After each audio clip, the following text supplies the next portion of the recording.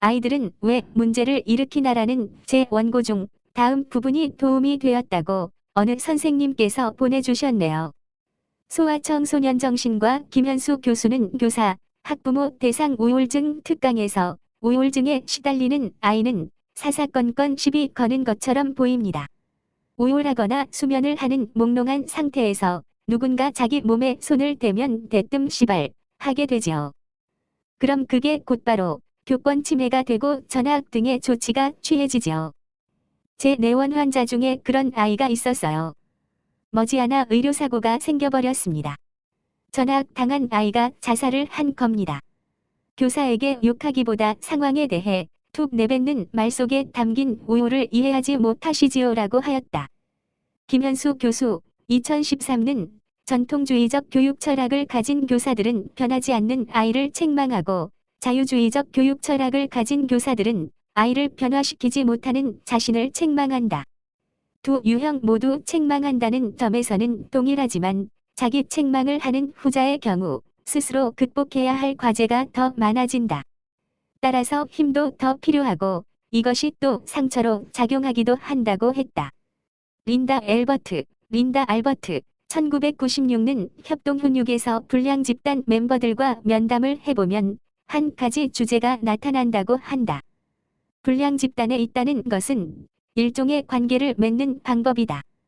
불량 집단은 내 가족이에요. 저는 아무도 저에 대해 관심을 가지지 않기 때문에 거기 들어간 겁니다. 그 곳이 내가 정말로 소속되어 있는 유일한 곳이에요. 그들이 표현하는 것은 소속감이다. 일진 학생들의 옷, 언어, 심지어 침 뱉는 모습까지 닮으려고 노력하는 것은 그들이 이를 통해 서로 잘 연계되어 있다는 것을 확신하고 싶어서다. 디지털 신인류인 요즘 학생들은 양방향 의사소통을 원한다. 학급 일이나 수업도 본인이 참여하지 않는다면 별 의미를 느끼지 못한다. 사실 이는 교육적 의미에서 그다지 새로운 원리가 아니다. 서양의 교사들이 좋아하는 격언 중에 Tell me, I will forget. Show me, I may remember. Involve me, I will understand. 라는 말이 있다. 1. 관심 끌기, attention. 문제 행동의 50% 이상을 차지한다. 5. 방과 후 준비. 최근의 경향이다. 야간에 자신만의 학교에 다니는 아이들이라고나 할까? 주간에 쉬러 오는 아이들이다. 예체능 계열이나 미용 기능 등을 배우는 경우다. 비교의 대상은 절대 엄지나 등 타인이 아니다. 그 학생의 과거와 비교했을 때의 현재가 칭찬의 대상이 되어야 한다. 특히 문제 행동을 많이 하는 학생은 언제 또다시 그와 같은 긍정적 행동을 하게 될지 모르므로 한 번 기회를 놓치면 또다시 한참을 기다려야 한다. 1. 자존감, capable. 학생들이 자신의 능력을 믿지 않는 이유 중 하나는 자신의 발전을 눈으로 확인하지 못했기 때문이다. 어떤 점수를 받았는가가 중요한 것이 아니라 무엇을 배웠는가가 중요하다. 학생들의 수행평가를 교실벽에 붙이든지 스캔이나 사진 촬영을 하여 인터넷에 탑재하는 것은 마치 미술 작품을 모은 포트폴리오와 같다. https://cafe.naver.com cat21/16748 학급 운영에 있어서는 1인 1역이 필수적이다.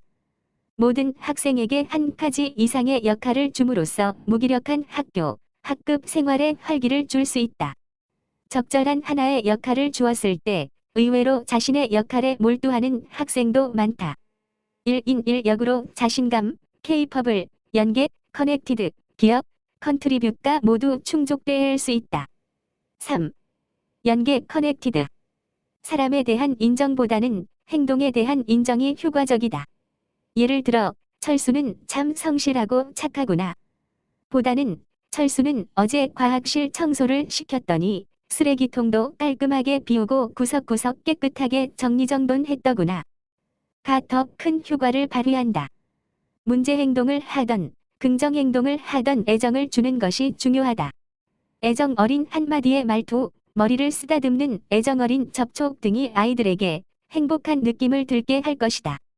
소위 일진이라고 하는 학생들을 격려하기 위해 어깨를 토닥이거나 머리를 쓰다듬어 주면 무척 당황하는 모습을 보일 때가 많다. 그런 경험이 적었기 때문이다. 그래서 일진이란 행동을 선택했을 뿐이다. 참여와 소통, 돌봄과 치유의 훈육. 또한 훈육으로 덤벼들면 치유되지 않는 아이도 돌봄과 치유로 접근하면 훈육 효과를 거둘 수 있다. 같은 에너지를 들릴 때 어느 쪽이 효율적인가 생각하면 답이 명쾌하다. 문제 행동을 보이는 학생은 모성이 결핍된 경우가 많다. 밥집에 들러 푸짐한 반찬에 따뜻한 밥을 먹이고 산행에 나서는데 모처럼 밥 같은 밥을 먹고 배가 두둑해진 아이는 산에 오르는 동안 마음의 빗장을 연다. 묻지 않아도 속마음을 줄줄 이야기한다.